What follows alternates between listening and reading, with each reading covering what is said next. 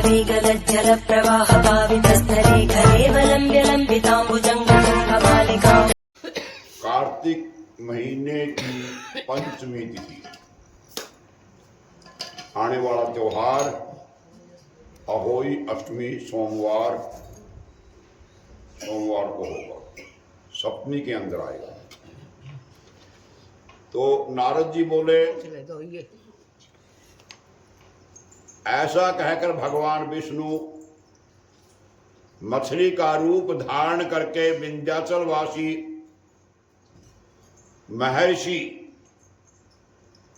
कश्यप की अंजलि में प्रकट हो गए। कश्यप जी की अंजलि में प्रकट हुए। उस पर दया करके मति ऋषि मुनि ने उसे कमंडलू में डाल दिया। तब वो कमंडलू में भी बहुत बड़ी हो गई, समाई नहीं, फंस गई कमंडलू में। वहां से भी उसे निकाल करके कुएं में डाल दिया। जब वो मछली कुएं में डाली, कुएं में से भी बड़ी हो गई। वो कुएं से भी उसे तालाब में डाल दिया। सारा पादे उस मछली को समुद्र में डाला गया। अब वो वहां भी बढ़ने लगी। मछली रूपी भगवान ने शंखासुर राक्षस को मारते हुए हाथों में दबा करके बद्रिकावन करे। वहां सब ऋषियों ने बुला करके भगवान ने आज्ञा दी कि जल के अंदर निमग्न वेदों को ढूंढो। सारे जल वेद के अंदर, जल के अंदर जो है गुप्त हुए पए हैं, डूबे हुए हैं, उनको निकालो जल में से, वेदों को। शीघ्र ही उन्हें रहस्य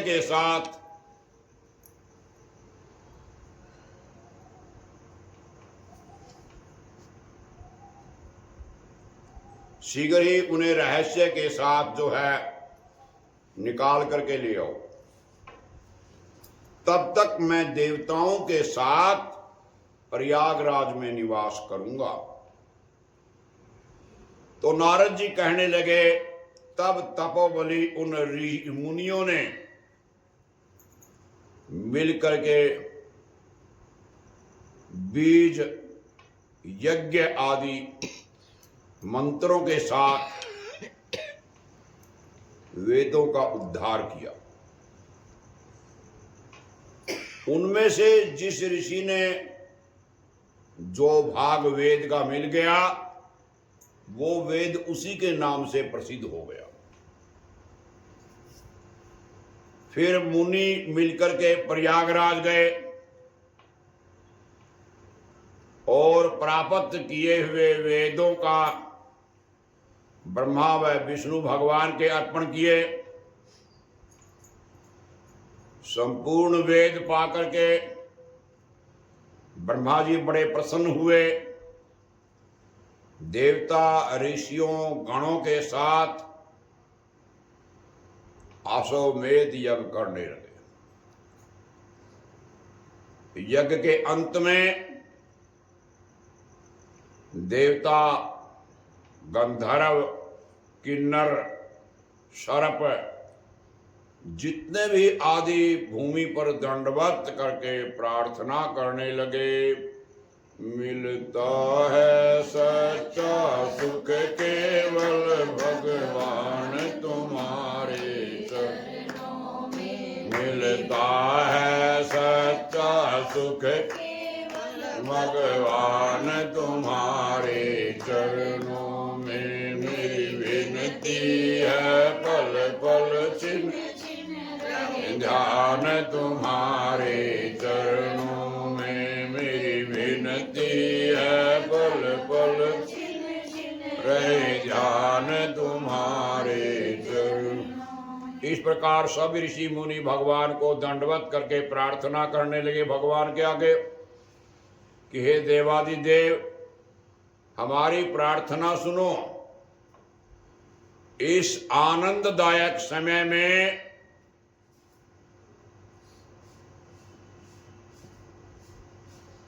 ये वरदान दो, इस स्थान पर ब्रह्मा जी ने आपकी कृपा से नष्ट हुए वेदों को पाया और हमें यज्ञ प्राप्त हुए, वेद प्राप्त हुए, यज्ञों का भाग प्राप्त हुआ। इसलिए आपके प्रसाद से इस पृथ्वी पर सबसे श्रेष्ठ और पुण्य बढ़ाने वाला, भक्ति मुक्ति को देने वाला हो, सब मनोकामनाओं को पूर्ण करने वाला हो। ये महीना महाफलदायक, ब्रह्म हत्या आदि दोषों को दूर करके अक्षय फल करने वाला हो। आप यही वरदान दो। भगवान जी बोले, हे देवताओं, मुझे भी यही अभीष्ट है, मेरी भी यही इच्छा है, सो ऐसा ही होगा। तथा अस्तु। ये स्थान ब्रह्म क्षेत्र नाम से जाना जाएगा। सूर्यवंशी राजा भागीरथ जी यहां गंगा जी जाएंगे। उसी स्थान पर सूर्य की पुत्री यमुना जी का गंगा जी से संगम होगा। यमुना गंगा का यहां पर संगम होगा।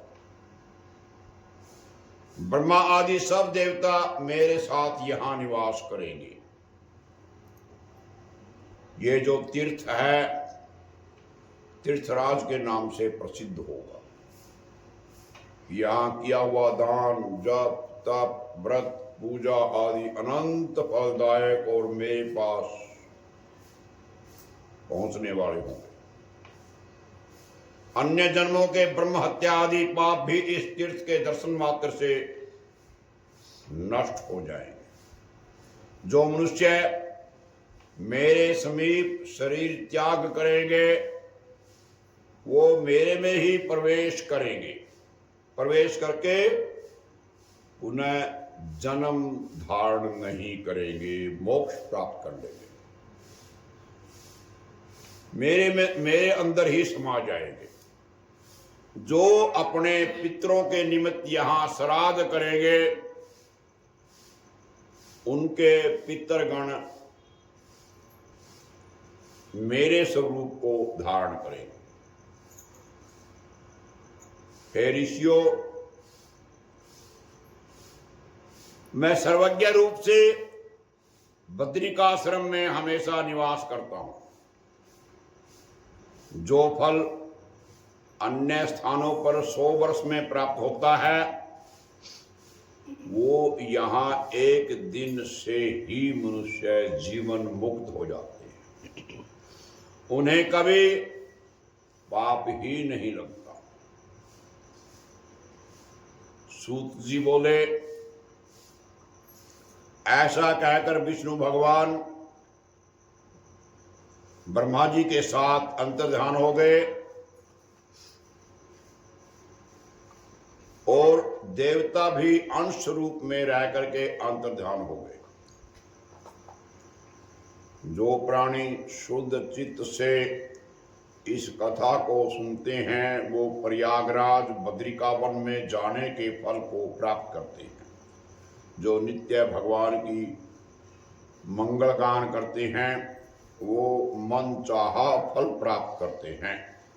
श्री कमल नेतर कटि पीताम्बर डमड्डमड्डमन्निनादमड्डमर्वै